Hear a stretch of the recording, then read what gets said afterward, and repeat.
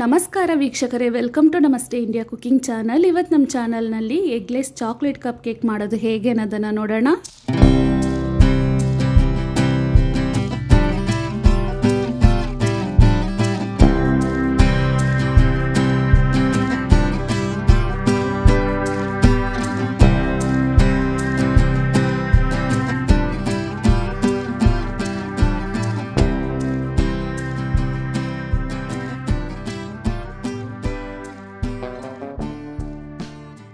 ಒಂದು ಬೌಲ್ನಲ್ಲಿ 1/4 cup sunflower ಆಯಿಲನ್ನು ಹಾಕ್ತಾ ಇದ್ದೀನಿ.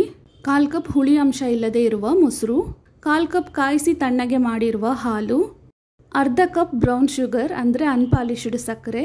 ಇದ್ರ ಬದಲು ನಾರ್ಮಲ್ ಸಕ್ಕರೆಯನ್ನು ಸಹ ಬಳಸಬಹುದು. ಕೇಕ್ನ ಬಣ್ಣ ಚೆನ್ನಾಗಿ ಡಾರ್ಕ್ ಆಗಿ ಬರೋದಕ್ಕೆ ಬ್ರೌನ್ ಶುಗರನ್ನು ಯೂಸ್ ಮಾಡಿದ್ದೀನಿ. ಸಕ್ಕರೆ ಪೂರ್ತಿಯಾಗಿ ಕರಗೋವರೆಗೂ ಇದನ್ನು ಚೆನ್ನಾಗಿ ಮಿಕ್ಸ್ ಮಾಡ್ಕೊಬೇಕು.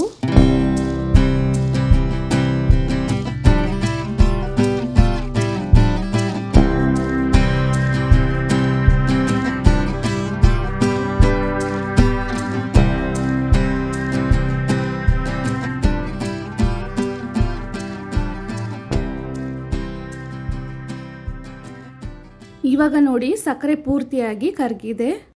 ಒಂದು ಸೀವರ್ನ ಮೂಲಕ 1 ಕಪ್ಪಷ್ಟು ಮೈದಾ ಹಿಟ್ಟನ್ನು ಹಾಕ್ತಾ ಇದ್ದೀನಿ.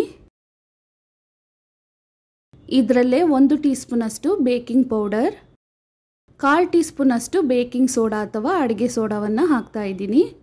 4 ಟೀ ಸ್ಪೂನಷ್ಟು ಕೋಕೋ ಪೌಡರನ್ನು ಹಾಕ್ತಾ ಇದ್ದೀನಿ.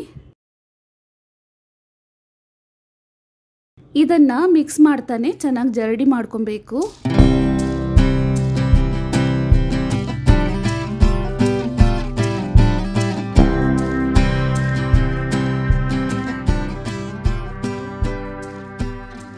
ಇದರಲ್ಲೇ ಇವಾಗ 1 ಟೇಬಲ್ ಸ್ಪೂನಷ್ಟು ಕಾಯಿಸಿ ತಣ್ಣಗೆ ಮಾಡಿರುವ ಹಾಲು, 1 ಟೀ ಸ್ಪೂನಷ್ಟು ವೆನಿಲಾ ಎಸೆನ್ಸನ್ನು ಹಾಕಿ ಚೆನ್ನಾಗಿ ಮಿಕ್ಸ್ ಮಾಡ್ಕೊಳ್ತಾ ಇದ್ದೀನಿ.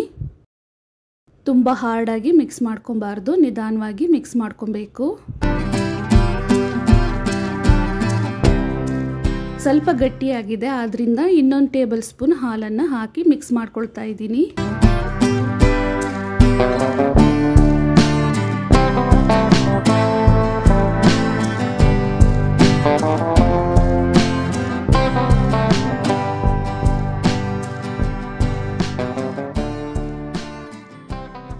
ನೋಡಿ, ಹಿಟ್ಟು ಈ ಹದಕ್ಕಿರಬೇಕು.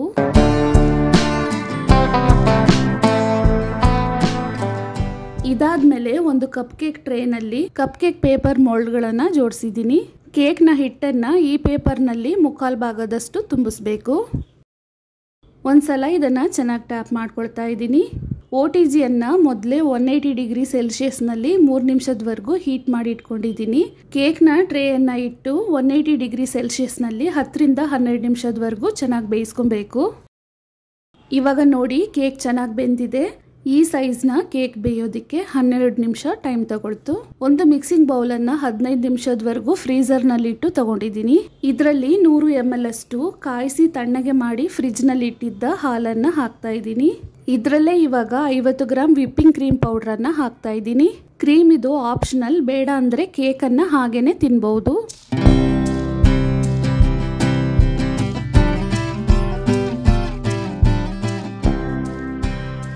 ನೋಡಿ, ಈ ರೀತಿ ಚೆನ್ನಾಗಿ ಮಿಕ್ಸ್ ಮಾಡ್ಕೊಬೇಕು. ಇದಾದಮೇಲೆ ಎಲೆಕ್ಟ್ರಿಕ್ ವಿಸ್ಕರಿಂದ ಲೋ ಸ್ಪೀಡ್ನಲ್ಲಿ 2 ರಿಂದ 3 ನಿಮಿಷದವರೆಗೂ ಚೆನ್ನಾಗಿ ಬೀಟ್ ಮಾಡ್ಕೊಬೇಕು. ಈ ಕ್ರೀಮ್ ಪೌಡರ್ನಲ್ಲೇ ವೆನಿಲಾ ಫ್ಲೇವರ್ ಮಿಕ್ಸ್ ಆಗಿರುತ್ತೆ. ಎಕ್ಸ್ಟ್ರಾ ಎಸೆನ್ಸ್ ಏನು ಹಾಕೋದು ಬೇಕಾಗಿಲ್ಲ. ಇವಾಗ ಹೈ ಸ್ಪೀಡ್ನಲ್ಲಿಟ್ಟು ಕ್ರೀಮ್ ಚೆನ್ನಾಗಿ ಗಟ್ಟಿ ಆಗೋವರೆಗೂ ಬೀಟ್ ಮಾಡ್ಕೊಬೇಕು. ನೋಡಿ, ಈ ರೀತಿ ಮಾಡ್ಕೊಬೇಕು. ಈ ಕ್ರೀಮನ್ನು ಪೈಪಿಂಗ್ ಬ್ಯಾಗ್ನಲ್ಲಿ ಹಾಕ್ತಾ ಇದ್ದೀನಿ. ಕ್ರೀಮ್ನಿಂದ ಕೇಕನ್ನು ನಮಗೆ ಯಾವ ರೀತಿ ಬೇಕೋ ಆ ರೀತಿ ಡೆಕೋರೇಟ್ ಮಾಡ್ಕೊಬಹುದು.